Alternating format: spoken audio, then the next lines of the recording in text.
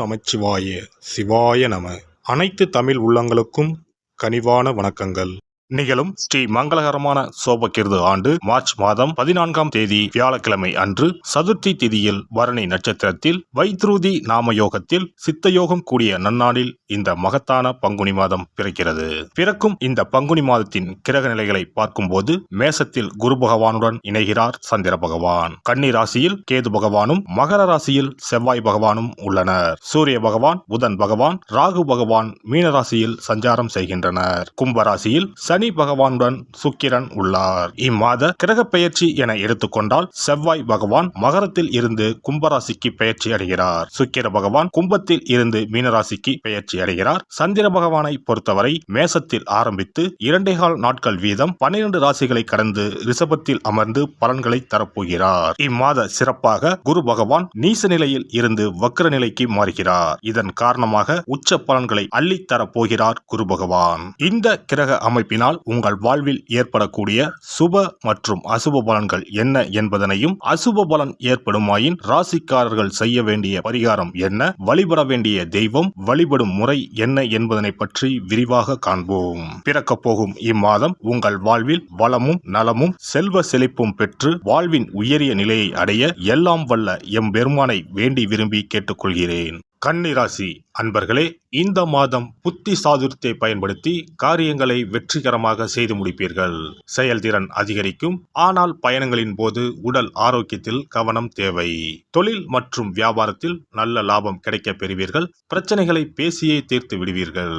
உத்தியோகத்தில் இருப்பவர்கள் பதவி உயர்வு, கூடுதல் பொறுப்பு கிடைக்க பெறுவார்கள். எதிலும் திட்டமிட்டு செயலாற்றுவதால் மேல் அதிகாரிகளின் பாராட்டுகள் கிடைக்கும். குடும்பத்தில் இருப்பவர்களிடம் அனுசரித்து நடந்து கொள்வது அமைதியை தரும்.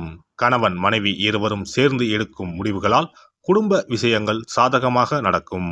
பிள்ளைகளால் பெருமை சேரும். பெண்களுக்கு அடுத்தவர் பேசுவதை காதில் வாங்காமல் தவிர்ப்பது நல்லது.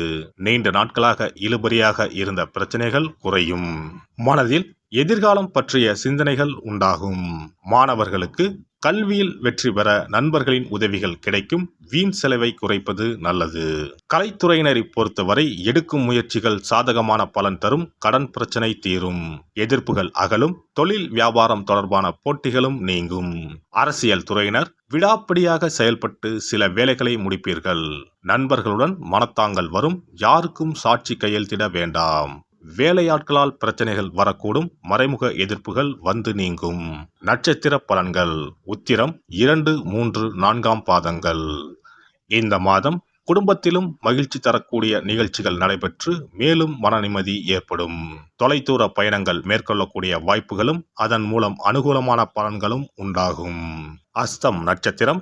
இந்த மாதம் துணிச்சலாக எதையும் செய்து முடித்து காரிய வெற்றி அடைவீர்கள். மற்றவர்களுடன் இருந்த பகை நீங்கும். பூர்வீக சொத்துக்களில் இருந்த சிக்கல்கள் தீரும். பணவரத்து கூடும். அரசாங்கம் மூலம் லாபம் உண்டாகும். நீண்ட தூர பயணங்களால் சாதகமான பலன் கிடைக்கும். சித்திரை 1, 2ஆம் பாதங்கள். இந்த மாதம் தொழில் வியாபாரத்தில் இருந்த தொய்வு நீங்கி விறுவிறுப்படையும். வசூலாக வேண்டிய கடன் பாக்கிகள் வசூலாகும். தொழில் தொடர்பான பிரச்சனைகள் தீரும். உத்தியோகத்தில் இருப்பவர்கள் பணி தொடர்பான கஷ்டங்கள் குறையும்.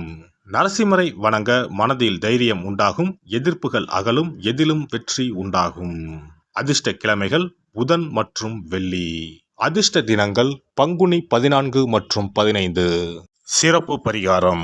வாரந்தோறும் செவ்வாய்க்கிழமை அன்று வீட்டில் உள்ள முருகப்பெருமான் படத்தினை துடைத்து சந்தனம் குங்குமம் பொட்டு வைத்து சிகப்பு அரளிப்பூ கொண்டு அலங்காரம் செய்யுங்கள்.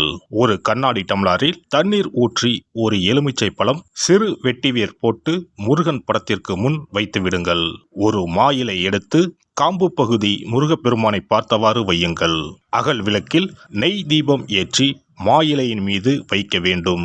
தீபச்சுடர் முருகப்பெருமானை பார்க்கும் வண்ணம் இருக்க வேண்டும். கண்களை மூடி முருகப்பெருமானை மனமாற வேண்டி உங்கள் வேண்டுதல்களை வையுங்கள். பூஜை முடிந்த பிறகு அடுத்த நாள் டம்ளரில் உள்ள எலுமிச்சை பழத்தை உங்கள் வீட்டை சுற்றி திருஷ்டி கழித்து போட்டு விடுங்கள்.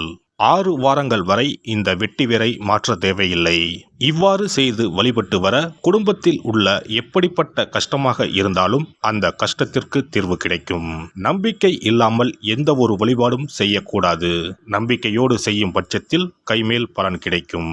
இனி பங்குனி மாத சிறப்புகளும் வழிபாட்டின் பலன்களும் என்ன என்பதனை பற்றி காண்போம். பங்குனி மாதம் என்பது வழிபாட்டுக்கு உரிய மாதம். பங்குனி மாதம் வணங்குவதற்கும் பூஜைக்கும் உரிய மாதமாகும். ஒவ்வொரு மாதத்திலும் ஒவ்வொரு நட்சத்திரத்திற்கு முக்கியத்துவம் கொடுத்து விழாக்கள் நடத்துவது வழக்கம். ஆனால் பங்குனி உத்திர நட்சத்திரத்திற்கு மற்ற நட்சத்திரங்களை விட அதிக மகத்துவம் உண்டு. தெய்வ திருமணங்கள் அதிகம் நடைபெற்ற மாதம் பங்குனி மாதம். மாதங்களில் 12வது மாதம் பங்குனி, நட்சத்திரங்களில் 12வது நட்சத்திரம் உத்திரம். 12வது மாதமான பங்குனியும் 12வது நட்சத்திரமான உத்திரமும் இணையும் புனித நாள் பங்குனி உத்திரம் என்று கொண்டாடப்படுகிறது. எனவே பங்குனி மாத உத்திரத்தின் சிறப்புகள் அதிகம். பங்குனி உத்திர நாளில் அனைத்து ஆலயங்களிலும் சிறப்பு வழிபாடுகள் நடைபெறும். கிராம கோவில்களில் அக்னி சட்டி ஏந்துதல், பூஜைகள் விமர்சையாக நடைபெறும். எண்ணற்ற ஆலயங்களில் சுவாமி அம்பாள் திருக்கல்யாணம் நடைபெறும். சிலருக்கு கைகூடாமல் திருமணம் தள்ளி போனால் பங்குனி உத்திர நாளில் விரதம் இருந்து இறைவனை வழிபட்டால் வெகு சீக்கிரம் திருமணம் கைகூடும் என்பது ஐதீகம். அதோடு காதலிப்போர் மனதுக்கு பிடித்தவரை கரம் பிடிக்கவும் பங்குனி உத்திர விரதம் இருப்பது மிகுந்த பலனை கொடுக்கும். பங்குனி உத்திரம் கல்யாண விரதம் என்றும் அழைக்கப்படுகிறது. 8 வகையான மகா விரதங்களில் கல்யாண விரதமும் ஒன்று. ஆகவே இந்த நாளில் திருமணம் ஆகாத இளையோர் விரதம் இருந்து தமக்கு நல்ல வரன்கள் கிடைக்க வேண்டும் என்று சிவபெருமானையும் பார்வதி தேவியாரையும் வேண்டுவது நல்ல பலன்களை பெற்றுத்தரும். இத்தினத்தில் மேற்கொள்ளும் விரதம் மிகவும் விசேஷமானது. நீண்ட நாள் ஒற்றுமையுடன் வாழ விரும்பும் தம்பதியர் விரதம் இருந்து சிவனுக்கும் சிவ பார்வதிக்கும் அபிஷேகம் செய்வார்கள்.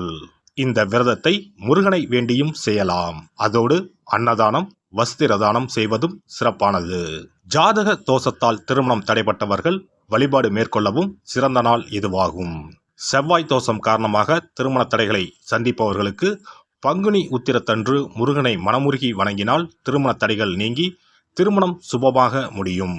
குழந்தை பேரில்லாமல் தவிப்பவர்கள் பங்குனி மாத விரதம் இருந்து அம்மன் கோவில்களுக்கு சென்று வழிபட அந்த அம்மனின் அனுக்கிரகத்தால் நிச்சயம் புத்திர பாக்கியம் கிடைக்கும். தொழில் மற்றும் வியாபாரங்களில் ஈடுபடுபவர்கள் தமிழ் வருடத்தின் கடைசி மாதமான பங்குனி மாத தினத்தில் திருஷ்டி பூசணிக்காய் வாங்கி உங்கள் வியாபார இடங்களை திருஷ்டி கழித்து அதற்குரிய நேரத்தில் உடைக்க வேண்டும்.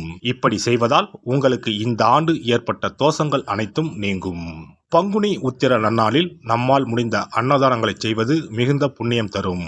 எலுமிச்சை சாதம் அல்லது தயிர் சாதம் அல்லது சர்க்கரை பொங்கல் என அன்னதானம் செய்யலாம். அதேபோல் நம்மால் முடிந்த அளவுக்கு மஞ்சள், சரடு, குங்குமம், கண்ணாடி என மங்கள பொருட்களை பெண்களுக்கு வழங்குவது விசேஷ பலன்களை கொடுக்கும். முருகப்பெருமான் நமக்கு இதுவரை இருந்த காரிய தடைகள் அனைத்தையும் களைந்து நமக்கு நல்வழி காட்டி அருளுவார். பங்குனி மாதத்தில் அனைத்து நாட்களிலும் கோவிலுக்கு சென்று வருவது மிக்க பலனை தரும். மேலும் செல்வ செழிப்புடன் வாழ்வதற்கு உதவும். எல்லாம் வல்ல இறையருளால் நீங்களும் உங்கள் அன்பு குடும்பமும் உடல் நலம், நீலாயுள், நிறை செல்வம், உயர் புகழ், மெய்ஞானம் ஓங்கி வாழ்க வளமுடன். இந்த வீடியோ பதிவு உங்களுக்கு பிடித்திருந்தால் லைக் பண்ணுங்க, கமெண்ட் பண்ணுங்க, ஷேர் பண்ணுங்க, மறக்காம சப்ஸ்கிரைப் பண்ணுங்க, பக்கத்துல இருக்கிற பெல் பட்டனை கிளிக் பண்ணுங்க. நன்றி, வணக்கம். ஓம் நமச்சிவாய. சிவாய நம.